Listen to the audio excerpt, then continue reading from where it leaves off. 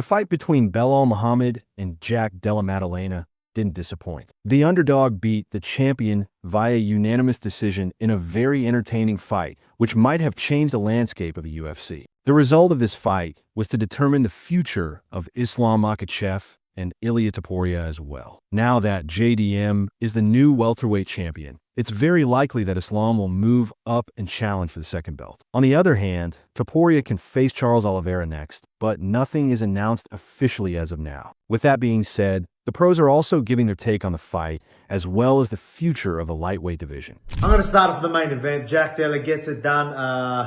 How good's that? 2 belts back in Australia. Great fight, very fun fight, very competitive. I think, yeah, Jack, as soon as I heard 49-46, I knew that was Jack. I thought if anyone was 49-46, it was Jack. Obviously, there was some close rounds with Belal. Belal was able to get him in the pin, but then when he chose to be like, oh, I'm getting up, just make space and got up. Great takedown defense earlier on. Boxing was on point. Credit to Belal. Belal was still standing his ground. Della was landing big shots, and Belal was eating them. So credit to Belal. He's got a chin. I thought, shots like that would have got him down. So you've got to give credit to Belal for eating them like he did. But Della, well done, my man. That's an incredible victory. Massive win against a tough, well-rounded opponent in Belal. Incredible. 2 belts to Australia. That last round, I'm like, he had to have won that, even though it was on the bottom. It was all damage. Hurt him a few times, landed all the damaging shots. It was just too much. So that was an incredible performance for Della. Guys, we're in Montreal, and Jack Della gets his opportunity to fight for the World Championship. And boy, did he not disappoint.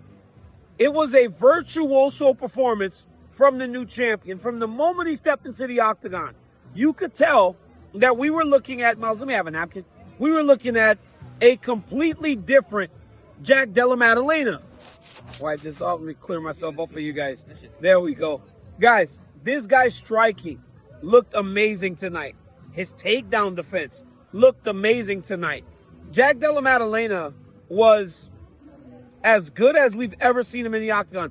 They say when you finally earn an opportunity to fight for the belt, you need to be more prepared than you've ever been. That is the case for Jack Della today. This is the same guy that Gilbert Burns took down 7 times before he was able to finish him. And tonight, against Belal Muhammad, he gave up 0 takedowns until the 4th round. I was talking about Belal in the fight saying he was fighting the wrong fight because he was standing and trading with Della Maddalena. But the reality is, I don't think he had an option to do anything but stand and trade with Jack Della Maddalena because he looked that good.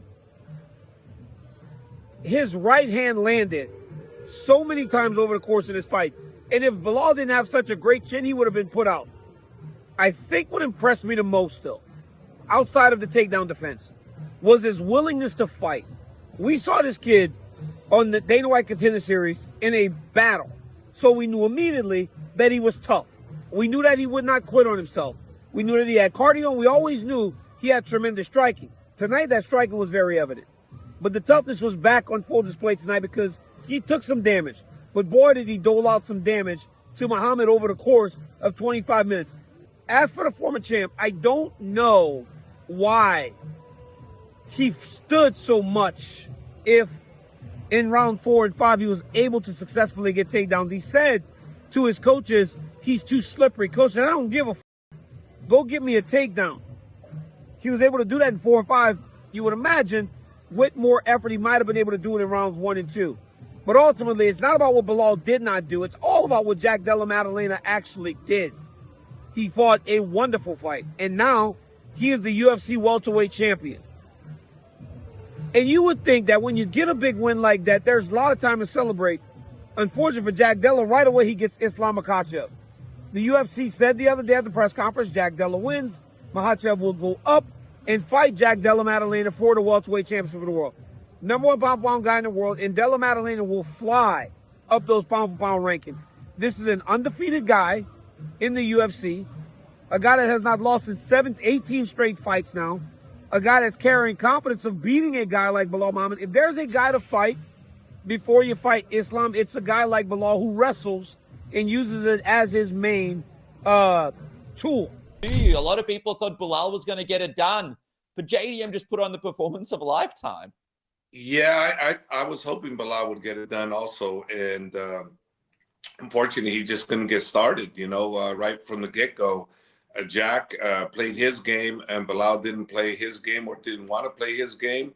Hard to say. I didn't see too many takedown attempts from Belal. There was a lot of them available. He just didn't go for them. Maybe because he found some success on the stand-up. I don't know. I mean, only his camp and him would know. But he didn't go for him like he needed to, I thought. But at the same time, too, maybe Jack didn't allow him, those opportunities. But Jack did a great job. I mean, and, he mixes up his punches and his kicks really well, keeps his distance really well, stayed in the middle the majority of the time. He's all around just a really, really good fighter. When you saw Dana White basically during the press conference earlier this week confirm that if JDM wins, you guys will be fighting against him rather than Ilia Topuria, who would be fighting Charles Oliveira instead. If they grant that to Islam, if that's what the UFC decides to do, it would be a legacy fight for Islam, because his goal was to fight for that welterweight title if it was available, meaning Belal wasn't there. But now that Belal's not there, if the UFC grants him that would be unbelievable, and even more unbelievable if it grants him that fight in a favorable place for us, But who knows? Let's see what they come up with. Like I said in the past, I've never been involved in any of the discussions when it comes to any of Khabib's fights or Khabib's fighters. It's always been Ali and Rizwan. They do an unbelievable job, and I do what I always do. They tell me, Coach, we're fighting so-and-so, camp starts so-and-so. Okay, when you need me, blah, blah, blah. Then I get into work. We put in our work, like we always do. So the way I look at it is there's no need for me to come in and say, hey, I want to be involved in the decision-making.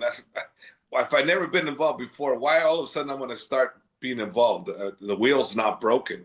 We knew it was the boxing versus the wrestling. And we know that Belal Muhammad talked about having great boxing like Canelo Alvarez. Well, I'll tell you what, tonight, the hands look better than ever. The problem was that Jack Della Maddalena is sensational. When it comes to boxing, he is beautiful. He was picking his shots. He was quick. He was slick. He was in. He was out. He was cutting angles. He was landing right hands at will. It was fantastic. But Belal Muhammad, he was right there the whole time. And if you look at the strike stats, Belal Muhammad wasn't far behind. The problem for Belal, though, was that Jack Della Maddalena, in the early part of the fight, was able to control the geography of the ring. He was able to put the wrestler on the back foot. And that's what you want to do. If you have the ability to stop the takedowns, which he did almost every single time. The takedown defense was fantastic. Of course, Belal got him down later in the fight. We'll get to that. But if you've got the hips, if you've got the know-how, if you can put the wrestler on the back foot, then you are on to a winner. The boxing was fantastic. The shot selection was tremendous.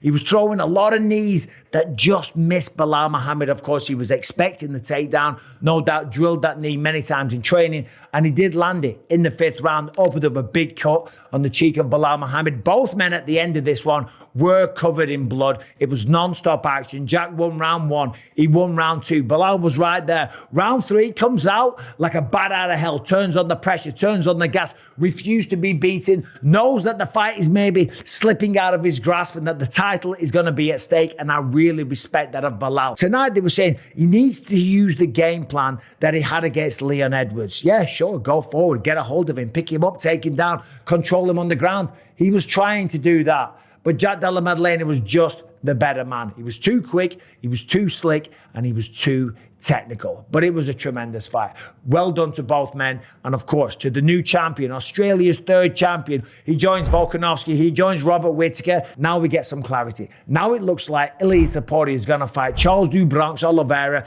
That'll probably headline International Fight Week at the end of June. But still, Jack Della Maddalena, beautiful work. To think that this guy lost his first two ever professional mixed martial arts fights, goes on an 18-fight win streak, and then goes and becomes the champion of the world, beats Belal Muhammad at 28 years old.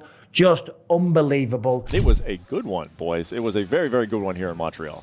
Yeah, I love watching fights where you see a challenger or someone level up. We've seen Jack Della Maddalena struggle with the takedowns and some of the grappling at times and have to overcome adversity in the Gilbert Burns fight. We've seen it with Basil Hafez, where he was taken down fairly at will. That was not the case tonight. He obviously has worked on his takedown defense, and when the moment mattered the most, he leveled up and looked absolutely incredible. Yeah, I anticipated that that's what it was going to look like a lot. I thought that he would be taken down more often. But he's had Craig Jones in his corner. He's had him a part of his team for a long time. Craig does a great job of finding opportunities to attack submissions, to use them to get to their feet. He didn't even really need to use that. I thought that he used the takedown defense, kind of blading his body, using that kind of shoulder, going to the underhook, and then using it to turn. I thought he was better in the scrambles than I anticipated he was going to be. He was wrestling at the third and the fourth level, which we haven't seen him do, which tells me that Jack Della Maddalena has a much higher ceiling than I think a lot of us thought. Well, we don't have Dana White yet, but we do have Islam Makhachev, the lightweight champion. He's on the on Twitter, running his account. He says, "Time to become a double champion. Let's go." And I think that this is what we expected, right? Is that he and Belal are good friends. Obviously, Belal joined that camp about a year and a half, 2 years ago now, and they've already said that they were not going to fight each other, but Islam wanted to move up. Does this open the door for it, John Anik? Do you feel like, I mean, we saw Hunter Campbell make a stop in Dagestan. We know that this is something that Islam wants very, very badly. Are you expecting now Islam Makhachev versus Jack Della Maddalena? I don't think anybody really saw that fight coming. Not at all, but therein lies the rub. You said it. He has long been desirous of this, right? And we've talked about the great lightweight champions, Khabib Nurmagomedov, BJ Penn, Benson Henderson, right? Islam doesn't necessarily prioritize going down unquestionably as the greatest lightweight of all time. He wants to chase the bag and the double champion status, and far be it from, I think, anyone promotionally or otherwise to deny the pound-for-pound king.